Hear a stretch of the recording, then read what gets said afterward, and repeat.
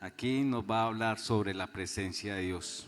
Esto es lo que vamos a estudiar esta noche. Y yo sé que va a ser de gran bendición. Es un gran tema, la presencia de Dios. ¿Cómo sabemos si tenemos la presencia de Dios en nosotros? ¿Cómo saberlo? ¿Cómo sabe usted si la presencia de Dios está en su vida? Eso lo vamos a ver en este estudio de la palabra del Señor. Este estudio está comprendido en dos partes. La primera parte, la importancia de la presencia de Dios. Y en la segunda parte vamos a resolver cómo saber si la presencia de Dios está en mi vida. ¿Sí? Comencemos con la importancia de la presencia de Dios. Vamos a mirar ese personaje Moisés. Me gusta Moisés, me gustan los escritos de Moisés, me gusta cómo Dios habla de que este hombre era un hombre manso y humilde, que no había otro hombre más manso y humilde que Moisés. Y dice que era el profeta de Dios, el hombre que hablaba cara a cara con Dios.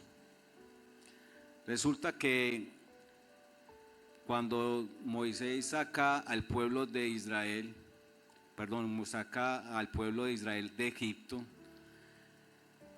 él sube a un monte donde Dios le iba a entregar las tablas de la ley de Dios, los 10 mandamientos. Y él sube a ese monte y dice que él estuvo como 40 días y 40 noches allá. El pueblo se quedó esperándolo, se impacientó. Decía, ¿qué le habrá pasado a Moisés que no ha llegado, que no ha bajado del monte? Entonces ellos se fueron donde Aarón y se acercan donde Aarón y le dice, levántate, haznos un Dios que vaya delante de nosotros. Entonces Aarón, seguro viendo la presión ardecida de esta gente que le hiciera un Dios, dijo, bueno, tráigame todo lo que tengan de oro. Y una fundición de ese oro y modelaron un becerro de oro. Y ellos felices y decían, este es el Dios que nos sacó de Egipto. Oiga, hasta donde llegó ese pueblo. Después de todo lo que hizo Dios por sacarlos de Egipto, con todas esas maravillas, todo lo que hizo, hacen un becerro de oro y proclaman y dicen, este es el Dios que nos sacó de Egipto. Ese es el Dios que va delante de nosotros para continuar ese peregrinaje a la tierra prometida. ¿Qué sentiría Dios al ver eso? Dice la palabra que cuando Dios ve lo que hizo, le dice a Moisés, déjame que encienda mi ira en ellos y los consuma, y de ti haré una nación grande. Los iba a consumir. Moisés intercede por el pueblo y le dice, Señor, ¿cómo va a ser posible eso? ¿Qué dirá la nación de Egipto, las otras naciones, que usted sacó el pueblo de Egipto de la esclavitud para llevarlo al desierto y allí van a perecer? Los sacó de Egipto para que murieran en el desierto. ¿Qué van a decir? Entonces Dios le dijo a Moisés, sigan adelante hacia la tierra que yo les prometí, la tierra que le prometí a Abraham, a Isaac y a Jacob. Sigan adelante. Yo enviaré mi ángel para que vaya delante de ustedes. ¿Y sabe qué dijo Moisés? Señor, si tu presencia no irá ir conmigo, no nos saques de acá. Él no quería un ángel. Él quería la presencia de Dios que fuera adelante de ellos. Y sabemos muy bien que un ángel, en 2 de Reyes 19:35 dice que un solo ángel en una noche mató 185,000 soldados asirios. 185,000. Moisés sabía el poder que tenía un ángel, que los iba a acompañar, pero Moisés dijo: no, Señor, no quiero un ángel, yo quiero tu presencia. Si tu presencia no irá conmigo, más bien me quedo en este lugar. Y Dios ya le había dicho: mi presencia irá contigo y hallarás descanso. La presencia de Dios era vital para Moisés. Él sabía que necesitaba de la presencia de Dios, porque iban a un lugar donde se iban a encontrar muchos inconvenientes, iban a encontrarse con gigantes, enfrentarse a tribus, naciones grandes, poderosas, pero necesitaban la presencia de Dios. Eso lo tenía muy claro Moisés. Más luego, cuando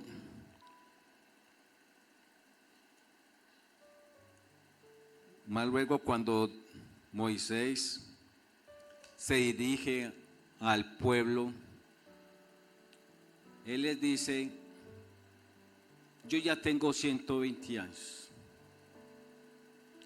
Ya Moisés se estaba despidiendo: yo ya no voy a estar con ustedes, tengo ya 120 años, ya no sé cómo entrar ni cómo salir. Ya las rodillas del pobre Moisés ya no le daban más.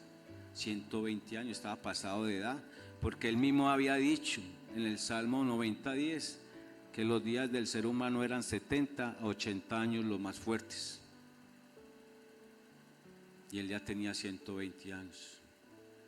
Y me acuerdo de ese pasaje que yo los compartí hace 15 días, que el rey Salomón decía que era mejor el día que de la muerte que el día que se nace, porque el día que se nace es el comienzo para vivir 70 o 80 años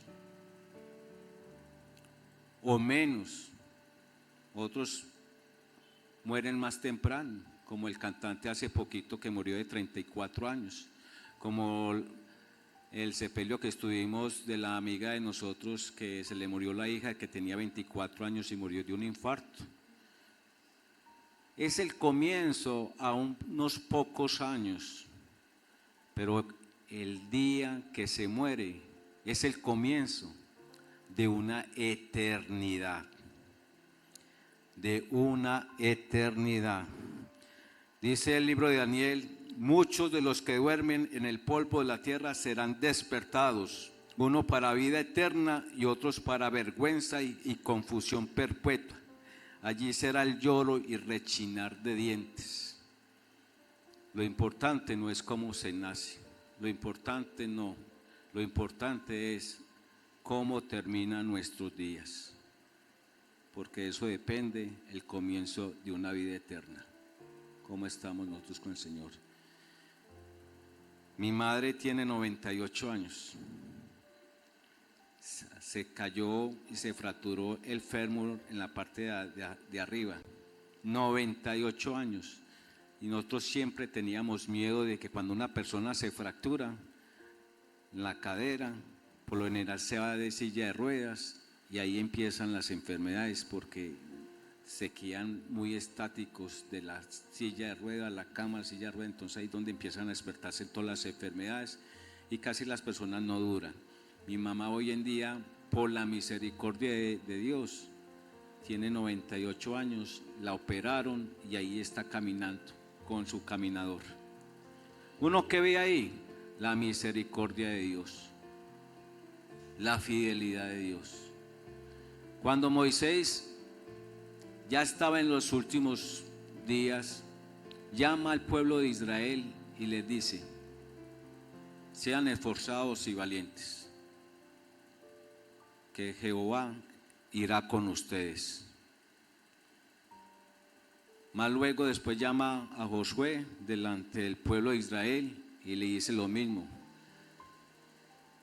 sea esforzado y valiente, porque Jehová irá contigo. Le estaba dando ese ánimo a estas personas, que no decayeran su corazón, sino que tuviera la confianza de que Dios iba a ir con ellos. La presencia de Dios era lo que recalcaba Moisés para el pueblo de Israel.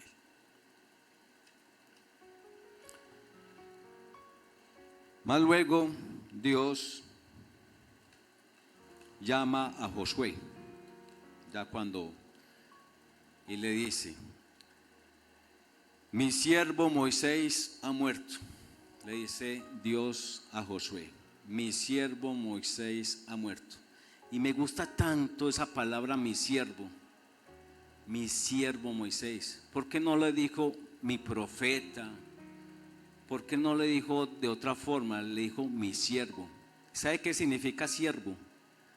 Tiene que ver con fidelidad, con humildad y con obediencia. Eso es un siervo de Dios. Es un rol divino, es un título divino.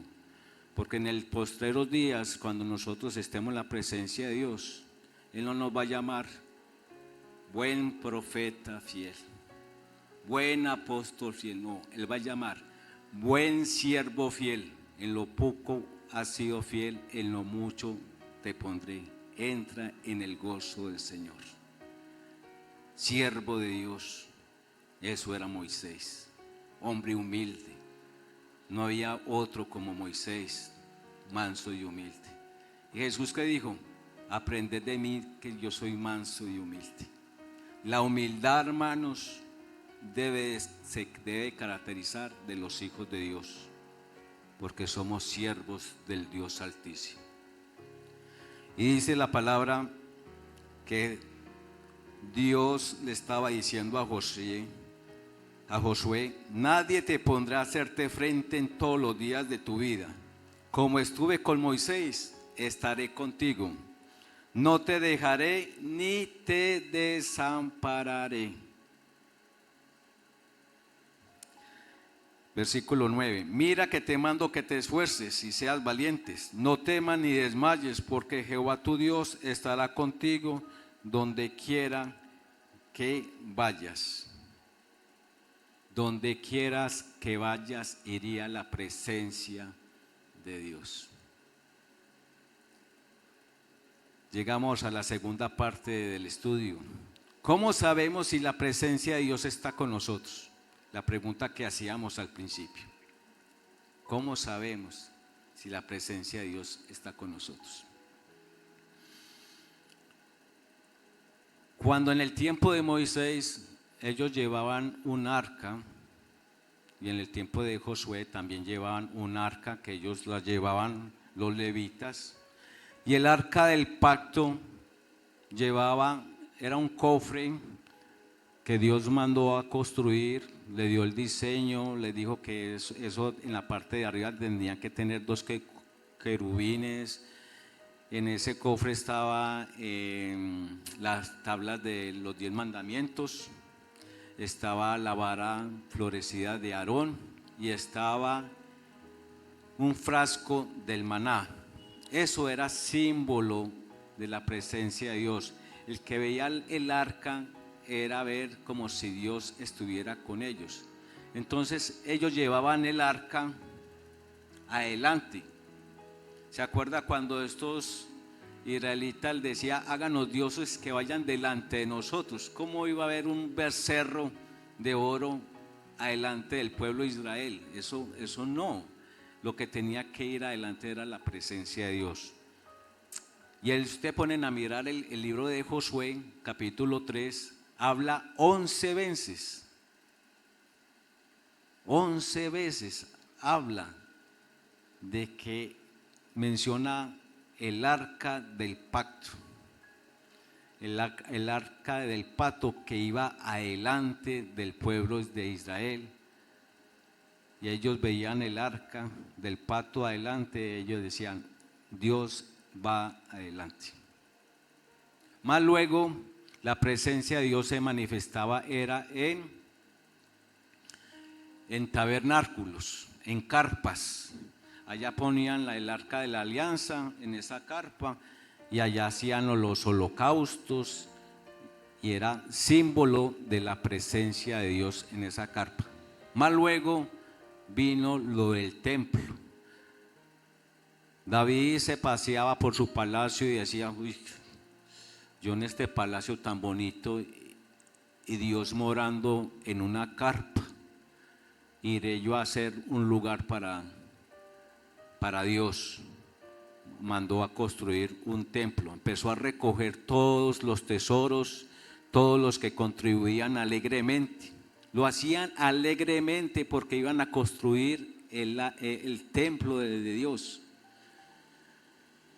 Pero Natán, el profeta de ese tiempo, se acerca a David y le dice de parte de Dios que no iba a ser él el que iba a hacer el templo, porque él había derramado mucha sangre, que eso iba a ser Salomón. Entonces Salomón, cuando fue rey, mandó a construir esa belleza de templo. Una belleza de templo le construyó a Dios. Luego el profeta Isaías nos hablaba que la presencia de Dios ya no iba a estar en un templo, sino en una persona. Y ese le llamaba Emmanuel, que significa Dios con nosotros.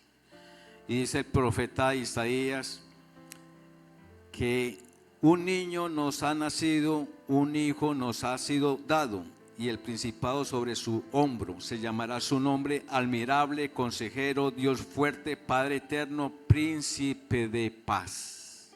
Estaba hablando de Jesús. Ver a Jesús era ver la presencia de Dios, porque Él era la imagen visible del Dios invisible. A Él le preguntaron un día los discípulos, muéstranos al Padre, y Él dijo, tanto tiempo con vosotros y aún no conoces al Padre. Ver a Jesús era ver a Dios. Y Él caminaba con sus discípulos, iba Dios adelante de ellos. Esa era la presencia de Dios en ese tiempo cuando Jesús. Pero Jesús vino con un propósito de ser el Cordero de Dios. Él no podía quedarse aquí permanente. Él dijo, yo me iré. No se angustien porque yo me voy a ir.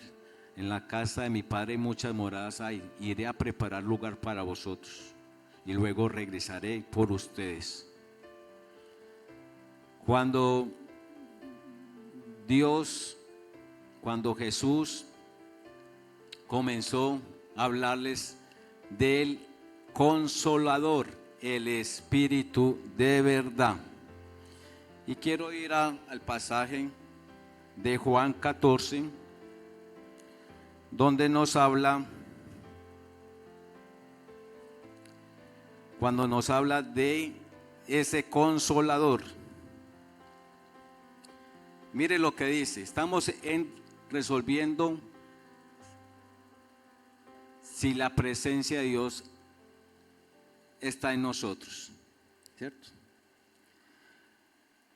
Dice, si me amáis, guardad mis mandamientos, y yo rogaré al Padre y os dará otro consolador, para que esté con vosotros para siempre, el Espíritu de verdad, el cual el mundo no puede recibir porque no le ve ni lo conoce, pero vosotros lo conocéis porque vive con vosotros y está en vosotros.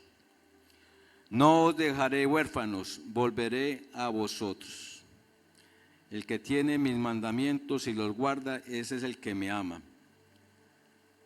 Aquí Jesús estaba hablando de un consolador.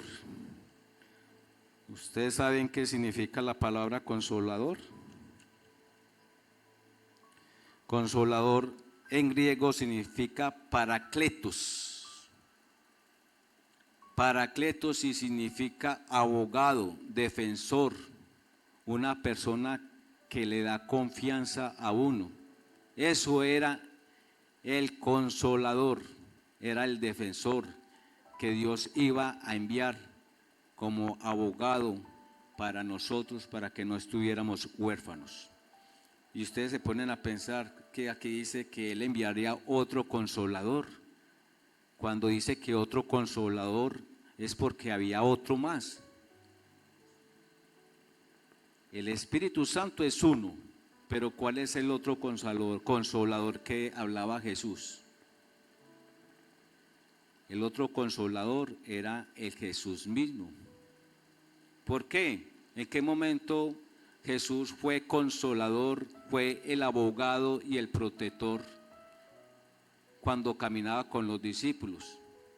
Acuérdese que Judas, cuando traicionó a Jesús, llegó con una compañía de soldados romanos y llegó también con unos guardias de los fariseos, se unieron a ese pelotón de romanos. Dicen que eran más o menos de 300 a 600 personas que iban por Jesús. Iban, no tuvieron que hacer ningún operativo militar como como cogieron a Maduro, nada de eso. Ellos sabían muy bien dónde estaba Jesús. Jesús no se le estaba escondiendo a nadie. Cuando ellos llegaron donde Jesús, ¿qué hizo? ¿Se escondió detrás del último discípulo? No. ¿Puso a los discípulos como la primera línea? No. Como hacen muchos gobiernos, que se esconden y ponen a personas en la primera línea. No. Jesús sale adelante a ese encuentro donde venían esa compañía de soldados. Y Jesús les pregunta, Jesús sabía, pero les pregunta, ¿a quién buscan? Y ellos responden, a Jesús el Nazareno. Y él les responde, yo soy. Y dice la palabra que retrocedieron y cayeron. Se imagina, todos esos soldados retrocedieron y cayeron, porque de la palabra de Jesús salió un poder explosivo, un poder que los hizo derrumbar. A Jesús no lo cogieron preso, Él mismo se entregó. Él sabía que cuando iba para Jerusalén, sabía qué es lo que le esperaba, y dice la Escritura que Él afirmó su rostro para ir a Jerusalén. Él sabía lo que le esperaba, la crucifixión, el juicio. No se escondió. Y les dijo a ellos, aquí me tienen, déjelos ir a ellos. Estaba el pastor cuidando de sus ovejas. Déjelos ir a ellos, aquí me tienen, cuidando de sus discípulos. Ese era el consolador en ese momento, el abogado. ¿Qué dijeron ellos? Los romanos escucharon eso como una orden. Era una orden de parte de Dios. Déjelos ir a ellos. Pero Pedro, ese Pedro se mete las patas. Pedro sacó la espada y ¡fum! Si no es porque Malco corre la cabeza de la abuela, le voló la oreja a Malco. Si eso hubiera pasado en este tiempo, sin Jesús, pues claro, si eso hubiera pasado de noche en este tiempo, todo el mundo estaría sacando el celular para buscar esa oreja, para buscarla e ir a la clínica a que se la pegaran. Jesús, ¿qué hizo? Por amor a Pedro y Malco, cogió, no buscó la oreja, sino que puso la mano en la oreja, en el oído, y restauró ese oído. ¿Sabe? Si Jesús no hubiera hecho eso, Pedro hubiera sido decapitado por haber hecho eso. Y Dios ya tenía preparado a Pedro para el primer discurso, donde se convirtieron 3,000 personas. Dios cuidó a sus discípulos. Él era el consolador, el abogado, el defensor. 3,000 se convirtieron en el primer discurso. Cuando dice la palabra que si me amáis, guardar mis mandamientos, y yo rogaré al Padre y os daré otro consolador. Ese viene a ser el primer punto, hermanos. ¿Cómo sabemos si la presencia de Dios mora en nosotros? Primero, la presencia de Dios mora en nosotros cuando guardamos sus mandamientos. Si me amáis, guardad mis mandamientos.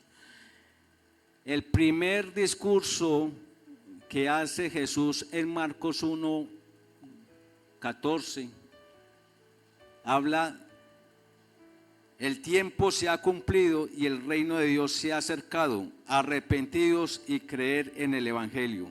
Era un mensaje de salvación. Comenzó a hablar de un arrepentimiento. Guardar los mandamientos de Dios. Si me amáis, guardad mis mandamientos. Y entre esos mandamientos se está hablando de un arrepentimiento. La persona que cree que tiene el Espíritu Santo y no se ha arrepentido está muy equivocado, porque el mensaje que Dios dio fue un mensaje de arrepentimiento. El apóstol Pedro, en el primer discurso, habla de aquel que por su ignorancia fue crucificado. Les estaba hablando a los judíos que por su ignorancia fue crucificado.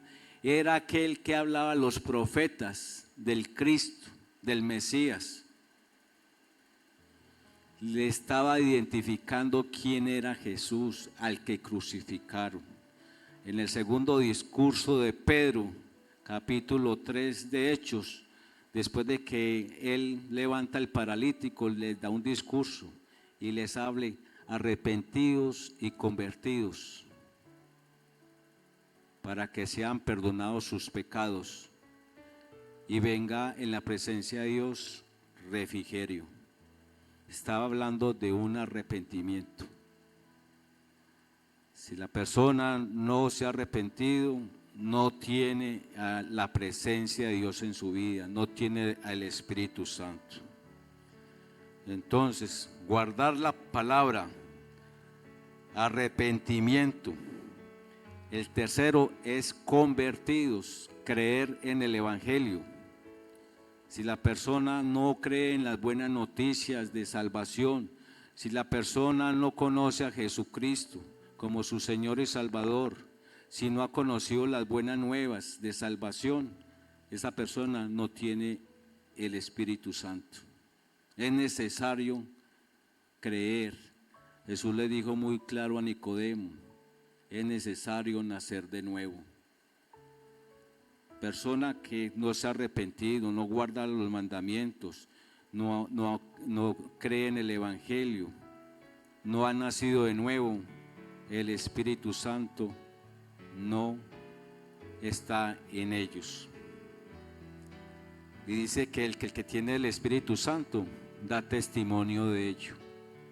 Una persona que tenga el Espíritu Santo da testimonio de que Cristo mora en uno. Dice la palabra que no me avergüenzo del Evangelio, porque es poder de Dios para salvación a todos aquellos que crean. No me avergüenzo de la palabra. Yo no me puedo avergonzar de decir que estoy en una iglesia cristiana, de que yo hoy asisto a una iglesia cristiana.